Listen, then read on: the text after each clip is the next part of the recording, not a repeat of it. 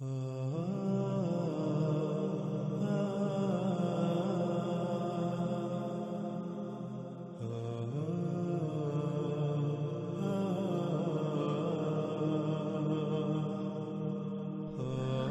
ہم بات کر رہے ہیں علامات و اشراط کی سب سے آخری اور بڑی علامات و اشراط الساعۃ میں سے ایک دخان پر۔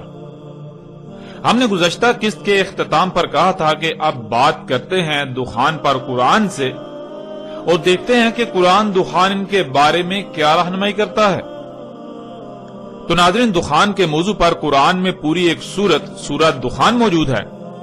ہم اس پوری سورت پر تفصیل کے ساتھ بات کریں گے انا علینا بیانہ کے تحت جاری سلسلے میں، مگر یہاں ہم سورۃ الدخان سے اپنے موضوع کے تحت چند آیات کو سامنے رکھتے ہوئے اپنے موضوع کا احاطہ کریں گے تاکہ کم وقت میں اور آسان طریقے سے قرآن سے اس موضوع کی کھل کر وضاحت ہو جائے اور کسی کے لیے بھی کسی قسم کا کوئی شک یا ابہام باقی نہ رہے۔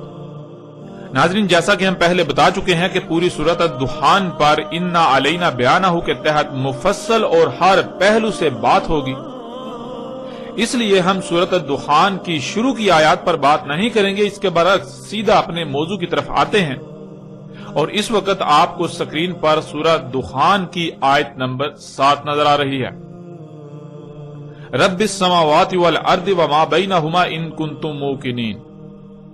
ناظرین، آیت پر بات کرنے سے پہلے آیت میں استعمال ہونے والے الفاظ کا جان لینا بہت ضروری ہے، اور آیت میں پہلا لفظ ہے رب۔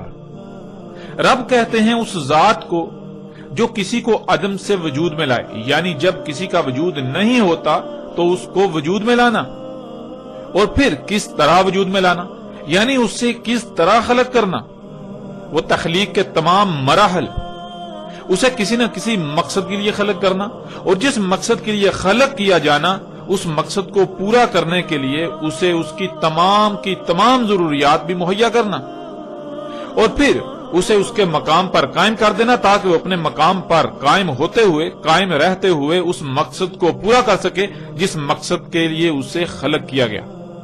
اگر وہ مخلوق اس مقصد کو پورا کرتی ہے تو اسے احسن بدلہ دینا، اور اگر وہ اس مقصد کو پورا نہیں کرتی، کمی یا کجی کرتی ہے، کوتاہی یا سستی برتتی ہے، تو اس سے حساب لینا، اس سے پوچھ گچھ کرنا اور اسے اس کی سزا دینا۔ ناظرین، یہ لفظ رب کے بہت ہی مختصر اور جامع ترین معنی ہے۔ اس آیت میں اللہ سبحانہ و تعالی نے کہا کہ رب السماوات والارض وما بینہما۔ لفظ رب کو ہم واضح کر چکے، اب آ جاتا ہے لفظ سماوات۔ السماوات جمع کا صیغہ ہے اور اس کا واحد السما ہے۔ السما عربی میں فضا یعنی خلا کو کہتے ہیں، یعنی جیسے آپ جس فضا میں موجود ہیں، جس میں آپ سانس لیتے ہیں، یہ فضا عربی میں السما کہلاتی ہے، اور السماوات اس کی جمع ہے۔ لفظ سماوات کے نیچے زیر کا آنا اس بات کو یقینی بناتا ہے، نہ صرف یقینی بناتا ہے بلکہ تحقیقاً یہ بات کرتا ہے کہ یہ سماوات وہ سماوات ہیں جن کا تمہارے ساتھ تعلق ہے، جو تمہارے قریب تر، یا یوں کہہ لیں کہ جو زمین کے سماوات ہیں، یعنی زمین کے گرد جو فضا ہے، جو خلا ہے، یہ ایک نہیں بلکہ 7 مختلف طے در طے پرتوں پر مشتمل ہے، یعنی ایک نہیں بلکہ 7 آسمان ہیں، ایک سے زائد آسمان ہیں۔ اس طرح اگلا لفظ ارض، جو کہ اسی سیارے کا ذکر کیا جا رہا ہے جس پر آپ موجود ہیں، اسے زمین بھی کہا جاتا ہے۔ آگے آ جاتا ہے وما بینہما، جس کے معنی ہے جو کچھ بھی ان دونوں میں ہے، یعنی جو کچھ بھی آسمانوں اور زمین کے درمیان ہے، جو کچھ بھی ان کے درمیان ہے، ان میں ہے۔ اب آتے ہیں ناظرین اس آیت کی طرف، اور آپ سکرین پر دیکھ سکتے ہیں کہ آیت میں بالکل صراحت کے ساتھ یہ کہا جا رہا ہے کہ رب السماوات والارض وما بینہما۔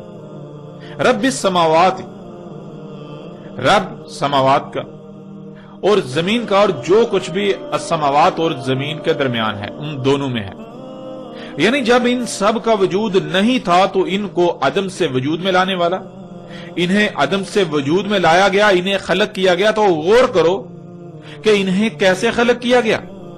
تو ناظرین، کیا قرآن اس سوال کا جواب نہیں دیتا انہیں کیسے خلق کیا گیا؟ ہم پچھلی قسط میں تفصیل کے ساتھ یہ واضح کر چکے کہ زمین و آسمانوں اور جو کچھ بھی ان میں ہے انہیں کیسے اور کس سے خلق کیا گیا۔ انہیں کس سے خلق کیا گیا؟ انہیں دخان یعنی گیسوں سے خلق کیا گیا۔ جیسا کہ آپ اس آیت کو اپنی سکرین پر دیکھ سکتے ہیں کہ سورہ فصلت کی آیت نمبر 11 میں اللہ سبحانہ و تعالیٰ نے بالکل واضح الفاظ میں یہ بات بتا دی کہ زمین و آسمان خلق سے پہلے دخان یعنی گیسیں تھیں۔ انہیں دخان یعنی گیسوں سے خلق کیا گیا۔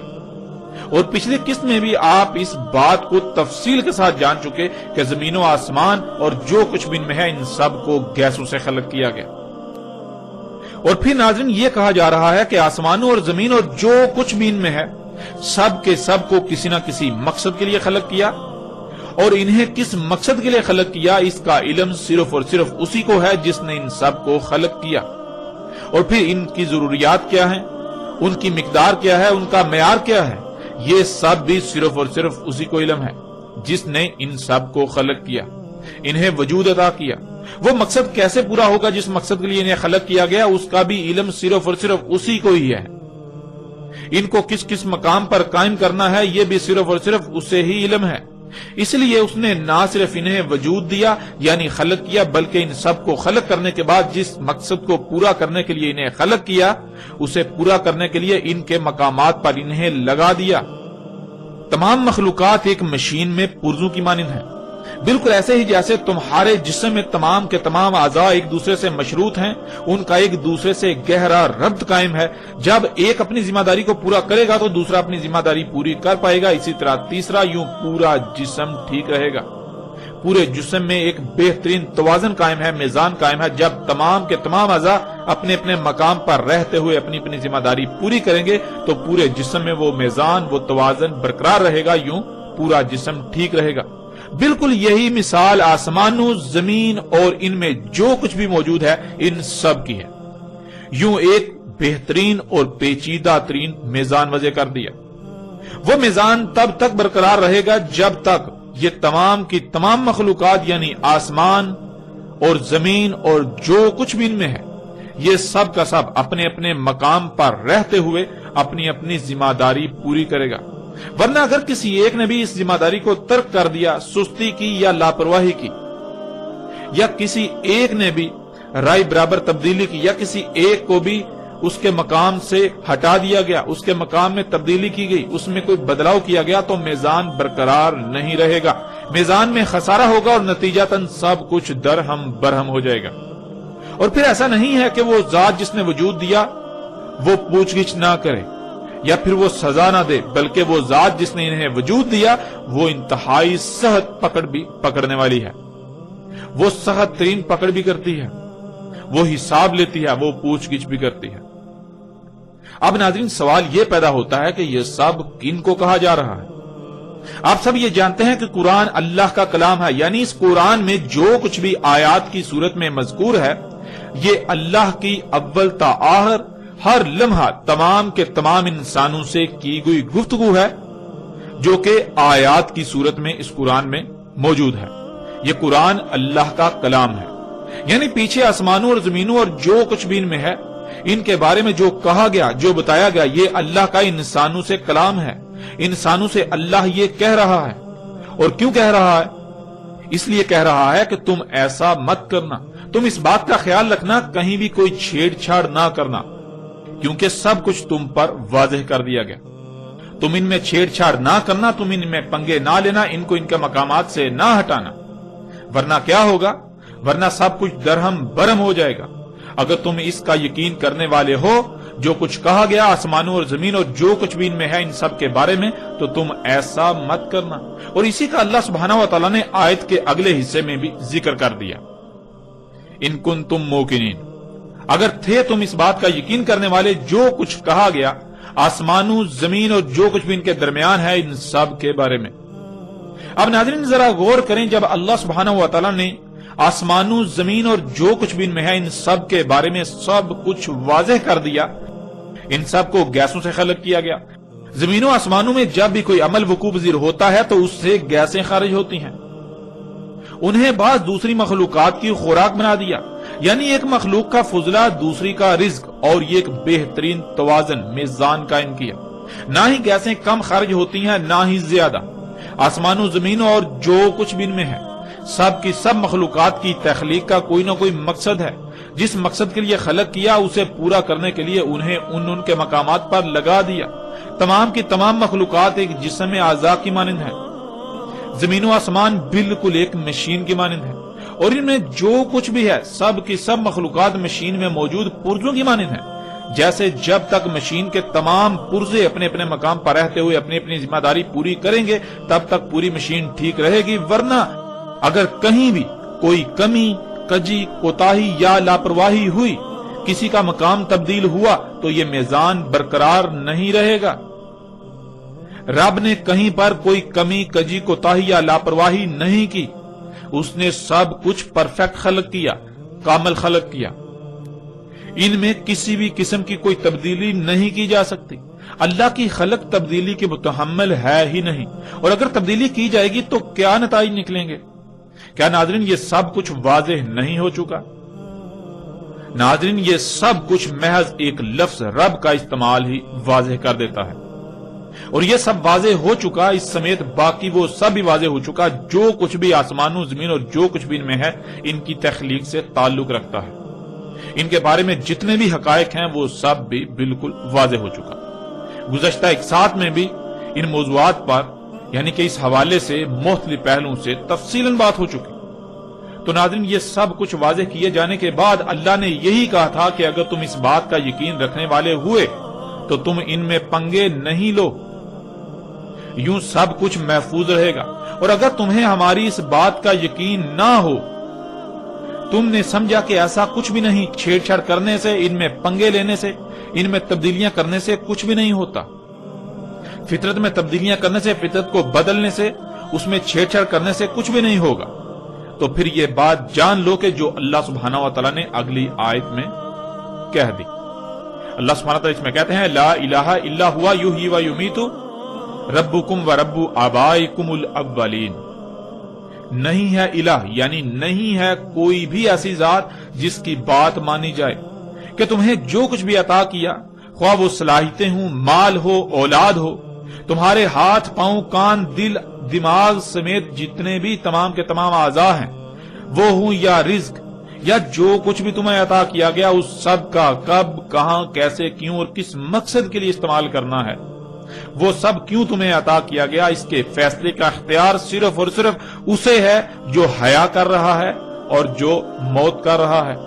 یعنی فطرت، یہ فطرت ہی ہے جو مخلوقات کو حیا کرتی ہے، انہیں وجود میں لاتی ہے، اور پھر یہ فطرت ہی ہے جو انہیں موت دیتی ہے، یعنی انہیں دوبارہ ذرات میں تبدیل کر دیتی ہے، ذرات کی صورت میں بکھیر دیتی ہے جن ذرات سے انہیں اس نے وجود دیا تھا۔ تو تمہیں جو کچھ بھی عطا کیا گیا اگر وہ سب فطرت کے تابع رکھو گے تو ہر لحاظ سے فلاح پاؤ گے، کسی قسم کا نقصان نہیں ہوگا، تمہیں ہر لحاظ سے فائدے ہی حاصل ہوں گے۔ اور اگر ان سب کا استعمال فطرت کے خلاف کیا، فطرت کے برعکس اپنی خواہشات، اپنی مرضی کے تابع کیا، حی اور موت کرنے والی ذات یعنی فطرت کے علاوہ کسی کے پیچھے بھی اس کا استعمال کیا، ان کا استعمال کیا، تو پھر تمہارا انجام کیا ہوگا، اس کو بھی اللہ سبحانہ وتعالی نے آگے واضح کر دیا، یعنی آیت کے اگلے حصے میں واضح کر دیا۔ یہ اس سے جان لو، ربکم و رب آبائکم الاولین، تمہارا رب اور تمہارے آبا کا رب جو اولین تھے، یعنی جو پہلے آ کر گزر چکے۔ ناظرین یہاں لفظ رب کے معنی ذہن میں ہونا بہت ضروری ہے۔ تمہارا رب یعنی جب تمہارا وجود نہیں تھا تو جس نے تمہیں وجود دیا، اور پھر کسی نہ کسی مقصد کے لیے وجود دیا، جس مقصد کے لیے وجود دیا سب کچھ واضح کر دیا، جیسا کہ پیچھے سب واضح ہو چکا کہ خواہ کچھ بھی ہو جائے فطرت پر قائم ہونا ہے، ہر طرف سے کٹ کر، بالکل یک رخ ہو کر، فطرت میں کوئی تبدیلی نہیں کرنی، فطرت میں کوئی چھیڑ چھاڑ نہیں کرنی، ورنہ تمہارا انجام کیا ہوگا، وَرَبُّ آبَائِكُمُ الْأَوَّلِينَ، تمہارے آبا کا رب یعنی جو زمین میں تم سے پہلے آباد تھے، انہیں بھی یہی ذات وجود میں لائی تھی، اور ان پر بھی یہ سب واضح کیا تھا، اور انہوں نے کیا کیا، اور پھر ان کا انجام کیا ہوا یہ سب تمہارے سامنے واضح کیا جا چکا۔ ناظرین، کون ہیں آبائکم الاولین؟ ذرا غور کریں، وہ کون لوگ ہیں جو موجودہ قوم سے پہلے زمین پر آباد تھے، جو اس قرآن کے نزول سے پہلے دنیا پر آباد تھے، دنیا سے ہو کر گزر چکے۔ جب آپ غور کریں گے تو آپ کے سامنے دو طرح کے لوگ آئیں گے، آپ کو دو طرح کے لوگ نظر آئیں گے۔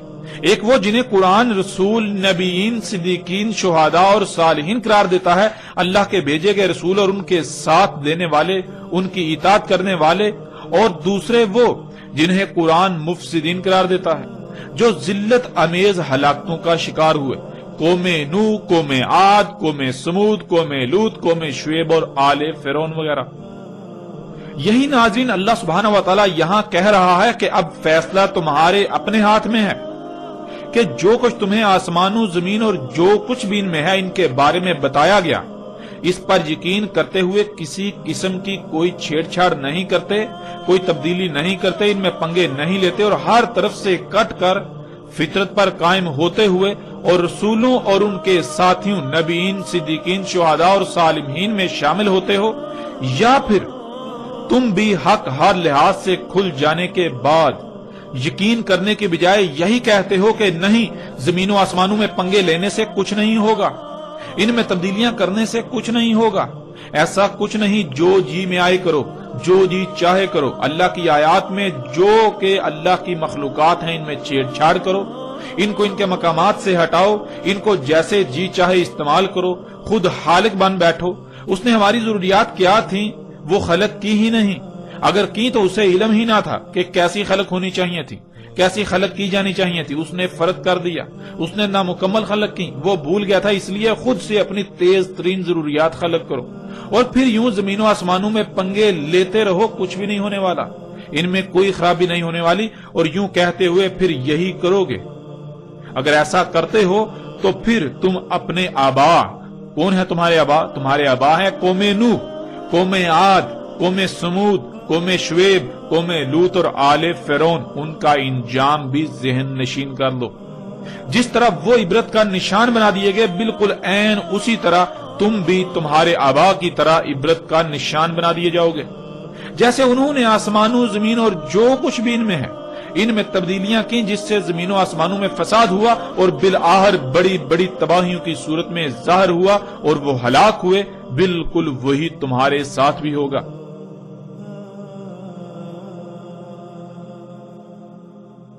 اب ناظرین، یہاں تک اللہ سبحانہ و تعالی نے نہ صرف آسمانوں، زمین اور جو کچھ بھی ان میں ہے ان سب کے بارے میں سب حقائق کھول کھول کر واضح کر دیے، بلکہ انسانوں کو ہر لحاظ سے متنبہ بھی کر دیا کہ اگر وہ اللہ کو الہ بناتے ہیں، یعنی فطرت پر قائم ہوتے ہیں، تو ان کا شمار کن میں ہوگا، اور اگر وہ اللہ کی دعوت کا یقین کرنے کے بجائے، یعنی جب انہوں نے اللہ کی بات کو نہ مانا، اس میں شک کیا اور آسمانوں، زمین اور جو کچھ بھی ان میں ہے ان میں پنگے لیے، تو نتیجتاً تباہیاں آنا شروع ہوئیں، تو بجائے اس کے کہ وہ اپنی آنکھوں سے یہ سب دیکھ کر اللہ کی دعوت، اللہ کی بات کا یقین کر لیتے اور باز آ جاتے فساد کرنے سے اور دنیا اور آخرت کی ہلاکت سے بچ جاتے، بلکہ انہوں نے اپنی آنکھوں سے دیکھ کر یقین کرنے اور فطرت میں چھیڑ چھاڑ کرنے، اس میں تبدیلیاں کرنے سے باز آنے کے بجائے اپنی اسی روش کو برقرار رکھا، تو پھر ان کا انجام کیا ہوگا؟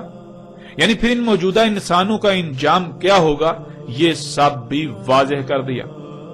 ان کا انجام بھی بالکل وہی ہوگا جو ان سے پہلے ان کے آبا کا ہو چکا۔ کون ہے ان کے آبا؟ قوم نوح، قوم عاد، قوم سمود، قوم شعیب، قوم لوط اور آل فرعون وغیرہ۔ ان سے بالکل مختلف نہ ہوگا، ان کی حالت بھی بالکل انہی کی طرح کی ہوگی، ان کے ساتھ بھی بالکل وہی کیا جائے گا، وہی ہوگا جو ان کے ساتھ ہوا۔ اور ان کے ساتھ کیا ہوا؟ اللہ سبحانہ و تعالیٰ نے قرآن میں بار بار یہ بات کھول کھول کر واضح کر دی۔ ناظرین، اب یہاں سوال یہ پیدا ہوتا ہے کہ اتنا کچھ واضح ہونے کے باوجود بھی موجودہ قوم یعنی زمین پر آباد موجودہ انسانوں نے کیا کیا؟ آپ غور کریں گے تو آپ پر سب کچھ کھل کر واضح ہو جائے گا۔ آگے اللہ سبحانہ تعالیٰ کیا کہتے ہیں اسے بھی جان لیں۔ آگے اللہ سبحانہ تعالیٰ آیت نمبر 9 میں کہتے ہیں بل ہم فی شک یلعبون، بلکہ یہ شک میں پڑے لعب کر رہے ہیں۔ ناظرین، اس آیت میں بھی استعمال ہونے والے الفاظ کو جاننا بہت ضروری ہے۔ اس میں جان لیتے ہیں لفظ یلعبون کو۔ یلعبون لعب سے ہے، جس کے معنی بہت وسیع ہیں، لیکن موضوع کے اعتبار سے ہم یہاں ان میں سے چند معنی بیان کریں گے۔ کسی شے کا غلط استعمال کرنا، کسی ایسے کام میں وقت ضائع کر دینا جس سے کچھ حاصل نہ ہو، ایسے رستے پر چلنا جس کی منزل واضح نہ ہو اور جدھر رستہ نظر آیا ادھر ہی رخ کر لینا، بے مقصد کام کے پیچھے پڑنا، حساس اور نازک اشیاء اور معاملات میں چھیڑ چھاڑ کرنا، فطرت میں چھیڑ چھاڑ کر کے اسے رد عمل پر مجبور کرنا، غیر سنجیدہ ہونا، کھیل کود، فضول کاموں میں وقت کا ضیاع، کسی شے میں غیر سنجیدگی سے چھیڑ چھاڑ کرنا جس سے وہ خراب ہو جائے۔ ناظرین، آیت کے شروع میں لفظ بل آتا ہے، جو کہ عربی کا اصول ہے۔ بل لفظ وہاں استعمال ہوتا ہے جہاں سب کچھ واضح ہو جانے کے باوجود بھی وہی کرنا۔ بل ہم فی شک، یعنی جب انہوں نے اللہ کی دعوت کو، اللہ کی اس بات کو، ان حقائق کو تسلیم نہ کیا جو اللہ نے آسمانوں، زمین اور جو کچھ بھی ان کے درمیان میں ہے ان کے بارے میں کہا، اسے تسلیم نہ کیا اور الٹا وہی کیا جس سے اللہ نے منع کیا تھا۔ انہوں نے آسمانوں، زمین اور جو کچھ بھی ان میں ہے ان میں پنگے لیے، تو پھر وہی ہوا جو اللہ نے کہا تھا۔ اللہ نے کہا تھا کہ اللہ کی خلق تبدیلی کی متحمل ہے ہی نہیں، اللہ کی خلق کے لیے تبدیلی ہے ہی نہیں۔ اگر اس میں تبدیلی کی جائے گی تو اس میں خرابیاں ہو جائیں گی جو تباہیوں کی صورت میں ظاہر ہوں گی، اور تم ان تباہیوں کا شکار ہوگے، نقصان تمہارا اپنا ہی ہوگا۔ تو جب انہوں نے اس بات کو نہ مانا اور وہی کیا، اللہ کی خلق میں تبدیلیاں کی، اس میں چھیڑ چھاڑ کی، فطرت میں تبدیلیاں کی، فطرت میں چھیڑ چھاڑ کی، اس میں پنگے لیے، تو پھر وہی ہوا کہ رد عمل آنا شروع ہو گئے۔ چھوٹے موٹے زلزلے، طوفان، آندیاں، سیلاب، بے وقت اموات، بیماریاں اور طرح طرح کے مصائب وغیرہ۔ تو بجائے اس کے کہ یہ اب بھی یقین کر لیتے، یعنی اللہ نے جو کہا تھا انہوں نے نہ مانا، نہ مانتے ہوئے انہوں نے وہ پنگے لیے، پنگے لینے کے بعد پھر جو اللہ نے کہا تھا وہ سچ ثابت ہو گیا، انہوں نے اپنی آنکھوں سے دیکھ لیا۔ آنکھوں سے دیکھ لینا یعنی کہ یقین کر لینا، تو آنکھوں سے دیکھ لینے کے باوجود یقین کرنے کی بجائے، یقین کر کے فطرت میں چھیڑ چھاڑ کرنے سے باز آ جانے کی بجائے انہوں نے کیا کیا؟ انہوں نے اپنی آنکھوں سے وہ سب دیکھنے کے باوجود پھر وہی کیا، وہی کرتے رہے جس سے اللہ نے منع کیا۔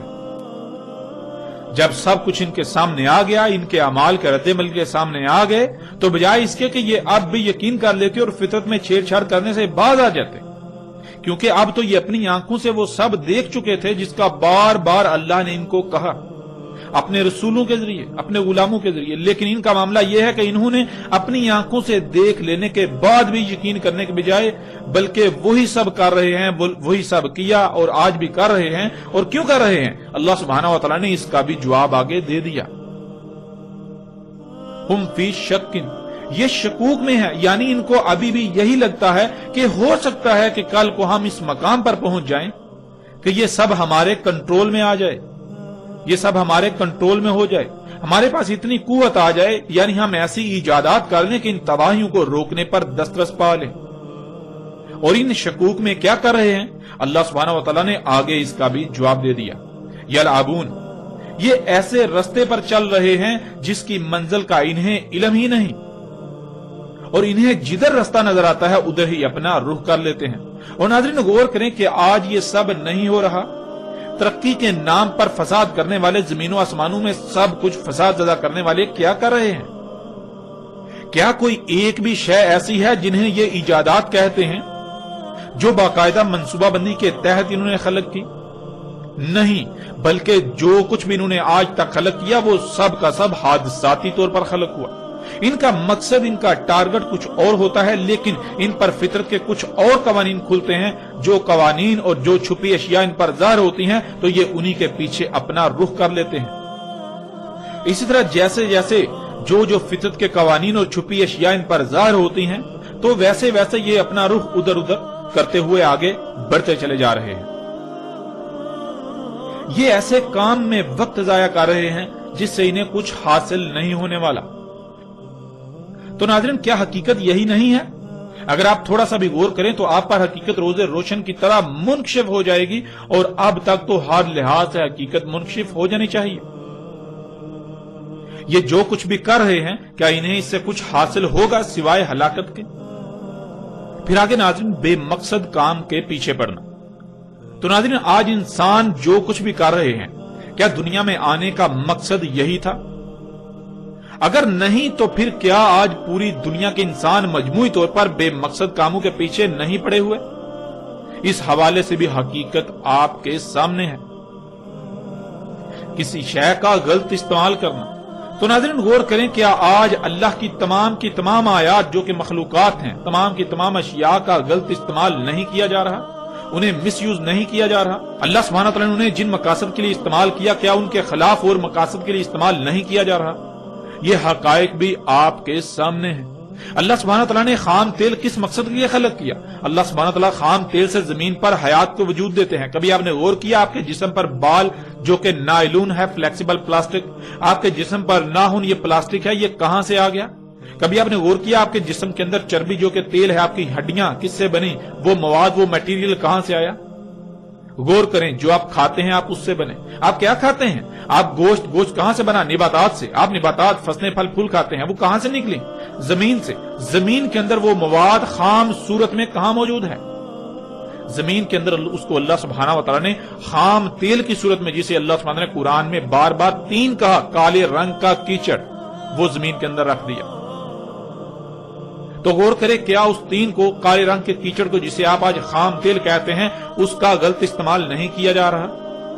اس طرح اللہ سبحانہ نے جو قوتیں اس دنیا میں بچھائی تھیں، جو قوتیں اس زمین کا، دنیا کا نظام چلا رہی ہیں، جنہیں اللہ سبحانہ نے قرآن میں ملائکہ کہا اور آج آپ انہیں سگنلز کا نام دیتے ہیں، کیا ان کا غلط استعمال نہیں کیا جا رہا؟ کیا آج اللہ کی تمام مخلوقات کا غلط استعمال نہیں کیا جا رہا؟ حقیقت ہر لحاظ سے آپ کے سامنے ہے۔ پھر آگے ناظرین، حساس اور نازک اشیاء اور معاملات میں چھیڑ چھاڑ کرنا۔ تو ناظرین غور کریں، زمین و آسمان اور جو کچھ بھی ان میں ہے، یہ سب کیا انتہائی حساس ترین اشیاء اور معاملات نہیں ہیں؟ اور کیا آج مجموعی طور پر پوری دنیا کے انسان اللہ کی اس انتہائی حساس ترین، پیچیدہ ترین مشین زمین اور اس کے گرد گیسوں کی 7 تہ در تہ پرتوں اور جو کچھ بھی ان میں ہے، ان میں چھیڑ چھاڑ نہیں کر رہے؟ ان میں بگاڑ پیدا نہیں کر رہے؟ ان میں خرابیاں نہیں کر رہے؟ حقیقت ہر لحاظ سے آپ کے بالکل سامنے ہے۔ فطرت میں چھیڑ چھاڑ کر کے اسے رد عمل پر مجبور کرنا۔ تو ناظرین، کیا آج پوری دنیا کے انسان فطرت میں چھیڑ چھاڑ نہیں کر رہے؟ ذرا غور تو کریں، خود کو ڈاکٹر کہلوانے والے کیا کر رہے ہیں؟ یہ میڈیکل انڈسٹری کیا کر رہی ہے؟ فطرت میں چھیڑ چھاڑ، اللہ کی مخلوقات کی چیر پھاڑ، ان میں پنگے لے رہے ہیں، تحقیق کے نام پر فساد در فساد کر رہے ہیں۔ تو پھر کیا فطرت رد عمل ظاہر کرنے پر مجبور نہیں ہوگی؟ کیا فطرت رد عمل ظاہر نہیں کرے گی؟ حقیقت آپ کے سامنے ہے۔ کیوں نہیں، بلکہ آپ یہ سب آج اپنی آنکھوں سے دیکھ رہے ہیں۔ جس قدر میڈیکل کا شعبہ بڑھتا جا رہا ہے، اس قدر طرح طرح کی بیماریاں بھی بڑھتی چلی جا رہی ہیں۔ انجینئرز کو لے لیں، وہ کیا کر رہے ہیں؟ وہ فطرت میں چھیڑ چھاڑ کر کے فطرت کو رد عمل پر مجبور کر رہے ہیں۔ کیا وہ ایسا نہیں کر رہے؟ ذرا غور تو کریں، پہاڑوں کو کاٹ رہے ہیں، پہاڑوں کو، اللہ کی زمین پر خلق کردہ رواسیوں کو ان کے مقامات سے ہٹا رہے ہیں، ان میں لمبی لمبی سرنگیں کھود رہے ہیں، اور پھر اپنی رواسیاں زمین پر ڈیزائن اور خلق کر رہے ہیں۔ تو کیا اس سے زمین کا توازن برقرار رہے گا؟ اللہ سبحانہ وتعالیٰ نے تو قرآن میں بار بار یہ بات واضح کر دی کہ اس نے زمین پر جو رواسیاں، یعنی جو بلند جگہیں، جو چوٹیاں ہیں، ان سے زمین کا بیلنس کیا تاکہ زلزلے نہ آئیں۔ تو یہ انجینئرز کیا کر رہے ہیں؟ ذرا غور تو کریں، کیا یہ اللہ کے قائم کردہ توازن کو بگاڑ نہیں رہے؟ اور پھر یہ جو بلند و بانگ عمارتیں خلق کر رہے ہیں، یہ جو ان کی رواسیاں ہیں، کیا ان سے مزید زمین کا توازن نہیں بگڑ رہا؟ ناظرین ذرا غور تو کریں، تو کیا پھر زلزلے نہیں آئیں گے؟ کیوں نہیں؟ جب فطرت میں چھیڑ چھاڑ کر کے اس کو رد عمل پر مجبور کیا جائے گا تو فطرت رد عمل کا اظہار نہ کرے، ایسا کیسے ہو سکتا ہے؟ اور کیا یہ سب آج آپ اپنی آنکھوں سے پوری دنیا میں ہوتا ہوا نہیں دیکھ رہے؟ آج یہ سب اپنی آنکھوں سے آپ ہوتا ہوا دیکھ رہے ہیں۔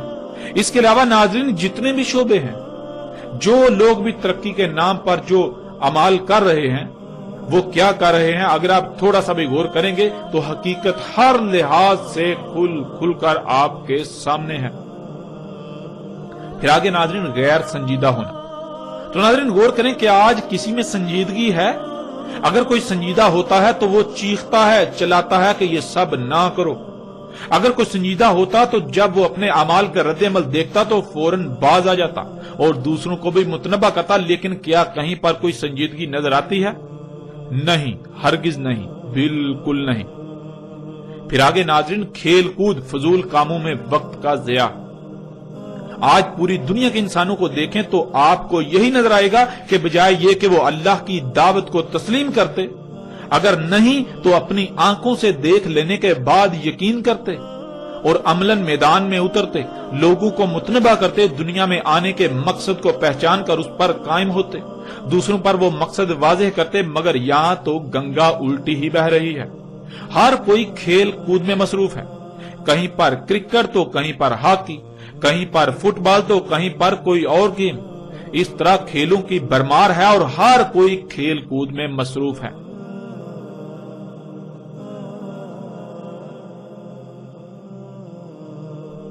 کسی کو رائے برابر بھی احساس نہیں کہ اس کے ان اعمال کا انجام کیا سامنے آنے والا ہے۔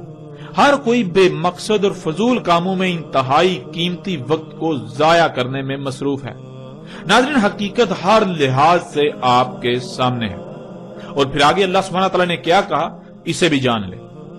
آگے اللہ سبحانہ تعالیٰ سورہ دخان کی آیت نمبر 10 میں کہتے ہیں فَارْتَقِبْ يَوْمَ يَأْتِي السَّمَاءُ بِدُخَانٍ مُبِينٍ، پس انتظار کرو اس یوم کا، آ جائے آسمان کھلم کھلے ہر طرف سے گیسوں کے ساتھ۔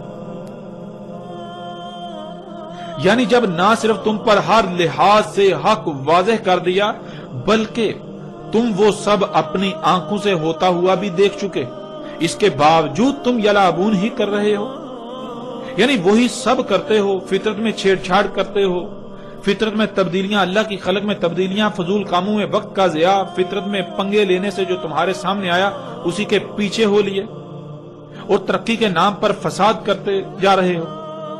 سنجیدگی کی بجائے کھیل کود اور فضول کاموں میں مصروف ہو، دنیا میں آنے کے مقصد کو نہ پہچانا اور اسے پورا نہ کیا، اور یہی سب کرتے رہے اور کر رہے ہو جس سے تمہیں بار بار سختی سے روکا، بار بار سختی سے منع کیا۔ اللہ کی مخلوقات کا مس یوز کر رہے ہو، ان کا غلط استعمال کر رہے ہو جس سے تمہیں بار بار روکا، تو پھر یہ سب ہو کر رہے گا۔ کیا ہو کر رہے گا؟ قریب ہی بہت جلد ایک ایسی مدت آئے گی، ایک ایسا پیریڈ آئے گا، ایسا وقت آئے گا کہ آسمان یعنی وہ فضا جس میں تم سانس لیتے ہو، جس میں تم رہ رہے ہو، وہ ہر طرف سے ہر لحاظ سے گیسوں سے بھر جائے گی۔ اور ناظرین ایسا کیوں نہ ہو، کیا آپ یہ نہیں جان چکے کہ آسمان و زمین اور جو کچھ بھی ان میں ہے، ان سب کو اللہ سبحانہ و تعالیٰ نے گیسوں سے خلق کیا؟ جب آپ یہ بات جان چکے اور پھر جب آپ آسمان و زمین اور جو کچھ بھی ان میں ہے ان میں پنگے لیں گے، آپ یہ بات جان چکے کہ ان میں پنگے لیے جائیں گے، ان میں ترقی کے نام پر چھیڑ چھاڑ کی جائے گی، تو پھر کیا گیسیں خارج نہیں ہوں گی؟ کیوں نہیں، ضرور، بالکل ضرور خارج ہوں گی، کیونکہ جب یہ سب کچھ گیسوں سے خلق کیا تو جب ان کو کیمیا یا عمل سے گزارا جائے گا، ان میں پنگے لیے جائیں گے، جب کچھ خود سے خلق کیا جائے گا تو ظاہر ہے گیسیں تو خارج ہوں گی۔ ناظرین ذرا غور کریں، جس سواری پر آپ سوار ہوتے ہیں، آپ کے سفر کے ذرائع، کیا وہ طرح طرح کی زہریلی گیسیں خارج نہیں کر رہے؟ آپ کے گھر میں الیکٹرانکس یعنی بجلی کا تمام سامان طرح طرح کی نہ نظر آنے والی انتہائی خطرناک گیسیں خارج نہیں کر رہا؟ وہ آپ کا ٹی وی ہو یا کمپیوٹر، وہ آپ کی فریج ہو یا اے سی، یہاں تک کہ آپ کی جیب یا آپ کے ہاتھ میں موجود موبائل، ہر شے طرح طرح کی زہریلی گیسیں خارج کر رہی ہے۔ آپ جو کچھ بھی استعمال کرتے ہیں، وہ برتن ہوں یا کپڑے، وہ جوتے ہوں یا آپ کی طرح طرح کی رنگ برنگی خوراکیں، خواہ وہ مشروبات ہوں، کیا کبھی آپ نے غور کیا ان کی تخلیق میں؟ جن کارخانوں میں وہ تیار ہوتی ہیں ان سے کس قدر زہریلی گیسیں خارج ہوتی ہیں؟ ان کی تخلیق کے مراحل کیا ہے؟ ان کی تخلیق کے مراحل سے کس قدر زہریلی گیسیں خارج ہو رہی ہیں؟ آپ جتنی بھی مشینیں استعمال کرتے ہیں ان کی چمنیوں میں غور کریں، جن گاڑیوں پر آپ سفر کرتے ہیں، جن ٹرینوں پر آپ سفر کرتے ہیں، جن جہازوں پر آپ سفر کرتے ہیں، وہ سب کی سب اشیاء کیا خارج کر رہی ہیں؟ کیا وہ طرح طرح کی گیسیں خارج نہیں کر رہی؟ ناظرین، حقیقت ہر لحاظ سے آپ کے سامنے ہے، اور کیا آج وہ یوم یعنی وہ مدت نہیں آ چکی جو ایسی مدت ہونا تھی جس دوران یہ آسمان یعنی یہ فضا ہر طرح سے، ہر لحاظ سے گیسوں سے بھر جانا تھی؟ ناظرین، حقیقت آپ کے سامنے ہے، آج پوری دنیا ان گیسوں سے بھر چکی۔ یہ پہلا آسمان جس میں آپ موجود ہیں، جس میں آپ سانس لیتے ہیں، یہ آپ کے اپنے ہی کرتوتوں سے خارج ہونے والی طرح طرح کی زہریلی گیسوں سے بھر چکا۔ کیا آپ کو یہ سب نظر نہیں آ رہا؟ کیا آپ اندھے ہیں؟ کیا آپ اللہ کے قانون میں اموات ہیں؟ کیا آپ قبروں میں ہیں؟ کیا آپ اللہ کے قانون میں محض چوپائے ہیں؟ ناظرین، غور تو کریں، کیا یہ سب آج آپ کو نظر نہیں آ رہا؟ جبکہ یہ اٹل حقیقت ہے، اس کے باوجود اگر آپ کو نظر نہیں آ رہا تو اللہ سبحانہ وتعالی قرآن میں بار بار ایسوں کو اموات قرار دیتا ہے، ایسوں کو قبروں میں قرار دیتا ہے، ایسوں کو چوپائے یا پھر شر الدواب قرار دیتا ہے۔ یہ جو چلنے پھرنے والی رینگنے والی مخلوقات ہیں، ان میں سے جو سب سے شر ہیں وہ قرار دیتا ہے، یعنی جن کی وجہ سے زمین و آسمانوں میں سب کو نقصانات، تباہیاں لاحق ہوتی ہیں، جن سے فائدہ حاصل ہونے کی کوئی توقع ہو ہی نہیں سکتی۔ تو ناظرین، حقیقت کیا ہے؟ آپ غور کریں، آپ کو یہ بھی سمجھ آ جائے گی کہ آپ کا شمار اللہ کے قانون میں کن لوگوں میں ہے، کہاں پر ہے، آپ کہاں کھڑے ہیں۔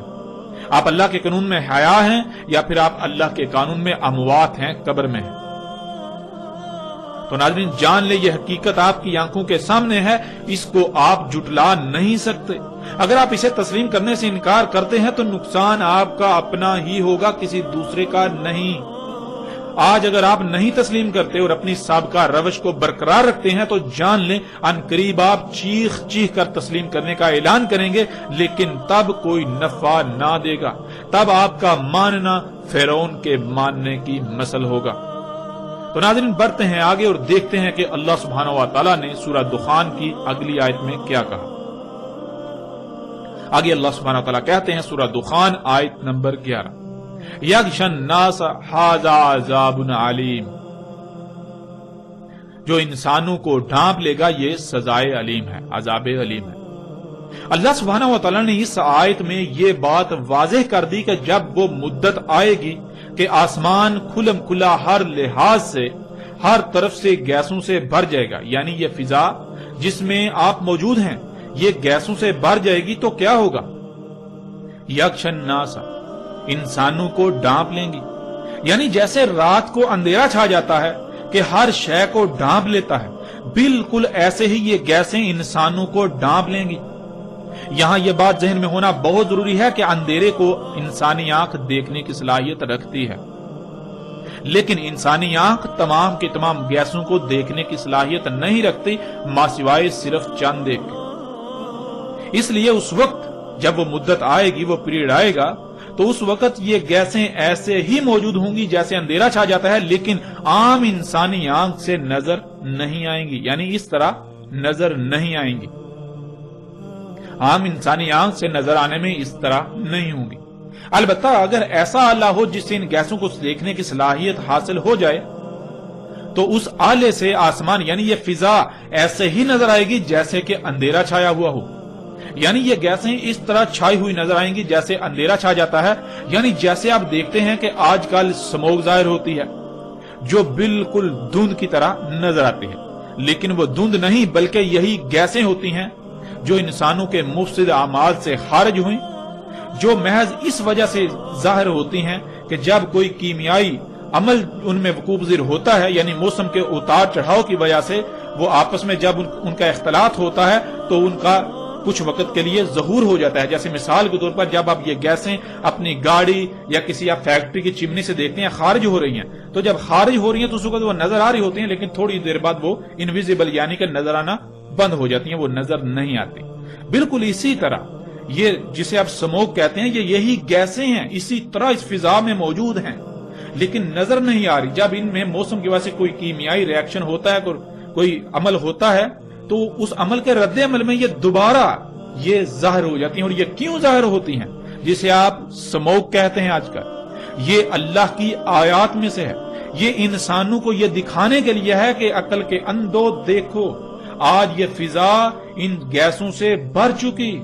یہ صرف اور صرف آپ کو دکھانے کے لیے اللہ نے قانون میں ایسا کر دیا کہ وقتاً فوقتاً یہ اس طرح ظاہر ہوتی رہیں، تاکہ آپ پر یہ چیز بالکل واضح کر دی جائے کہ یہ اس طرح سے آپ کو لپیٹ میں لے چکی ہوئی ہیں، انہوں نے اس طرح سے آپ کو ڈانپ لیا ہوا ہے. تو ناظرین، جب دنیا میں یہ حالت ہو جائے گی تب اس وقت اللہ انسانوں سے کلام کرتے ہوئے یہ کہہ رہا ہے، ھذا عذاب علیم، یہ عذاب علیم ہے. ناظرین، یہاں یہ بات ذہن میں ہونا بہت ضروری ہے کہ اللہ انسانوں کو عربی کے محض ان 3 الفاظ میں ایسا نہیں کہہ رہا، بلکہ اللہ تو انسانوں سے کلام کرتا ہے، انسانوں سے گفتگو کرتا ہے جیسے اس کا قانون ہے. اور اللہ کا قانون یہ ہے کہ اللہ انسان چونکہ بشر ہیں تو انہی میں سے کسی بشر کا انتخاب کرتا ہے، اور اس کے ذریعے سے یعنی اس بشر کے ذریعے سے اللہ انسانوں سے انہی کی زبان میں کلام کرتا ہے، گفتگو کرتا ہے. تو جب دنیا میں یہ وقت آ گیا کہ یہ فضا ہر طرف سے کھلم کھلا گیسوں سے بھر چکی، جو کہ انسانوں کے اپنے ہی مفسد اعمال کی وجہ سے ہوا، اور وہ گیسیں انسانوں کے لیے عذاب علیم یعنی ان کے اپنے ہی مفسد اعمال کی سزا بن جائیں گی، تو اس وقت اللہ اپنے کسی عبد بشر یعنی اپنے کسی غلام بشر کے ذریعے انسانوں سے کھول کھول کر یہ کہہ رہا ہے، انسانوں سے کلام کر رہا ہے کہ یہ تمہارے اپنے ہی برے اعمال کی سزا ہے تمہارے لیے.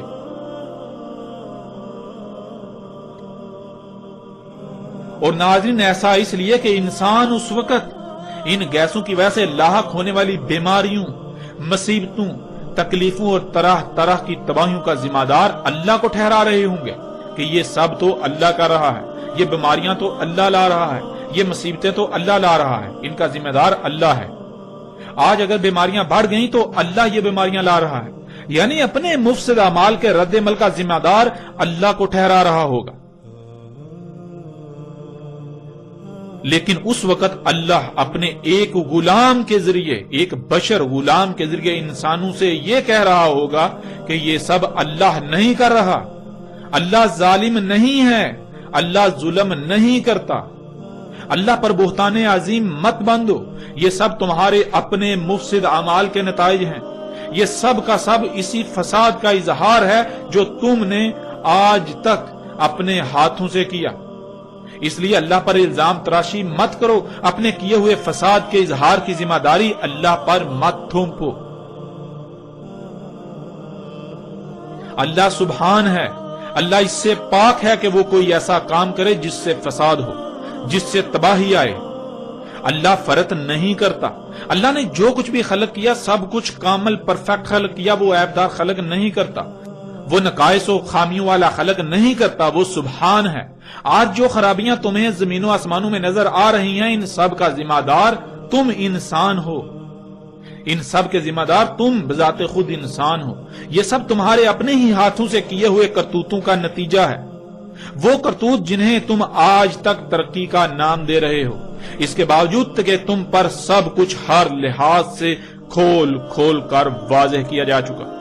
تو ناظرین غور کریں، کیا آج یہ دخان، یہ گیسیں عذاب علیم نہیں بن چکی؟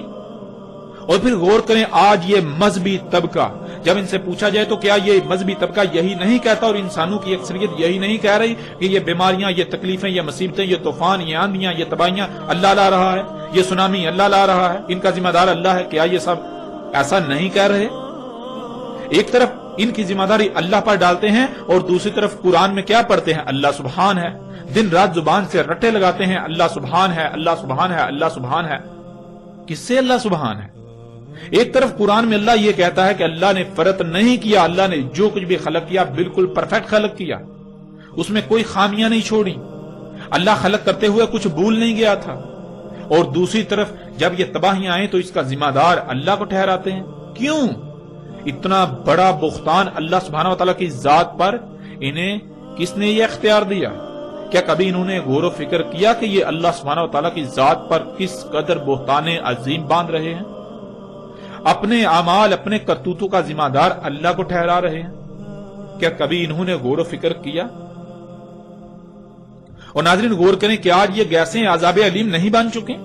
ان گیسوں کی وجہ سے ہر سال لاکھوں کی تعداد میں اموات، اور شاید ہی کوئی ایک بھی انسان ایسا ہو جو ان گیسوں کی وجہ سے متاثر نہ ہو، بلکہ ہر کوئی ان گیسوں کی وجہ سے طرح طرح کی بیماریوں کا شکار ہوئے۔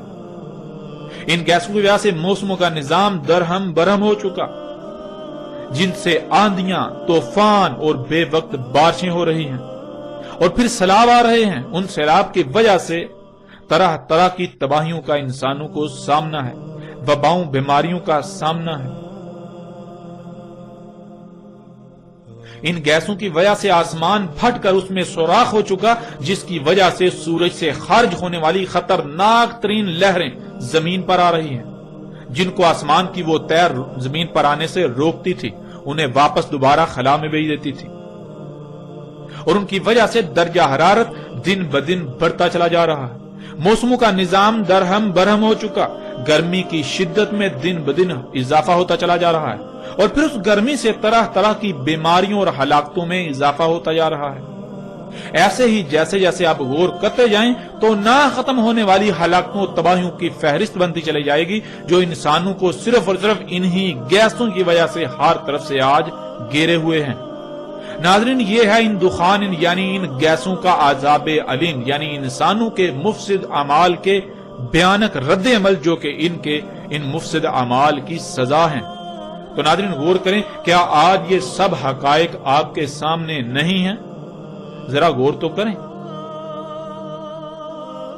کیا یہ فضا دخان یعنی ان گیسوں سے ہر طرف سے نہیں بھر چکی؟ سکرین پر یہ تصاویر آپ اپنی آنکھوں سے دیکھ رہے ہیں۔ اپنے اخبارات ٹٹولیے، ان میں بھی آپ کو روزانہ کی بنیاد پر ایسی خبریں ملیں گی۔ کیا یہ دخان ان انسانوں کے لیے عذاب علیم کی صورت اختیار نہیں کر چکی؟ اور ناظرین کیا کوئی ایسی شخصیت موجود ہے جو یہ حقائق ہر لحاظ سے آپ پر کھول کھول کر رکھ رہی ہے؟ ناظرین ذرا غور تو کریں، یہ سب آج آپ کے سامنے ہو رہا ہے، یہ سب حقائق آپ کے سامنے۔ اگر آپ ان حقائق سے آج اپنی آنکھیں بند کر لیں گے تو جان لیں ایک عظیم عذاب آپ کے بالکل سر پر آ چکا ہے۔ آج بے شک آپ کو ادراک نہیں ہو پا رہا، مگر جلد ہی جیسے ہی اس عذاب عظیم کو اپنی آنکھوں سے دیکھیں گے تو تب آپ کو ادراک ہو جائے گا۔ لیکن تب کیا فائدہ؟ تب تو بڑے بڑے رب ہونے کے دعوے دار بھی تسلیم کرنے پر مجبور ہو جاتے ہیں۔ تب تو فرعون بھی مجبور ہو گیا تھا، تو پھر آپ کیا شے ہیں؟ اور پھر کیا تب تسلیم کرنا کوئی نفع دے گا؟ یہ حقیقت بھی آپ کے سامنے ہے۔ ناظرین ان قریب بالکل وہی ہونے والا ہے جو قوم نوح کے ساتھ ہوا، اور قوم نوح کے ساتھ کیا ہوا یہ آپ جانتے ہیں۔ ان قریب وہ ہونے والا ہے جو قوم عاد اور قوم سمود کے ساتھ ہوا۔ قوم عاد اور قوم سمود کے ساتھ کیا ہوا؟ قوم عاد اور قوم سمود القاریہ یعنی ایٹمی بموں کی لپیٹ میں آئے، ایٹمی تباہیوں کی لپیٹ میں آئے، ایٹمی بموں کی جنگوں کی لپیٹ میں آئے، اور انہوں نے ایٹمی بموں نے ان کو صفحہ ہستی سے مٹا دیا، اور وہ آج ہونے والا ہے۔ اور یہ تباہی، یہ عذاب عظیم بہت جلد آپ کے سامنے آنے والا ہے۔ ہلاکت آپ کے سر پر آ چکی، ان قریب آپ اسے اپنی آنکھوں سے دیکھیں گے۔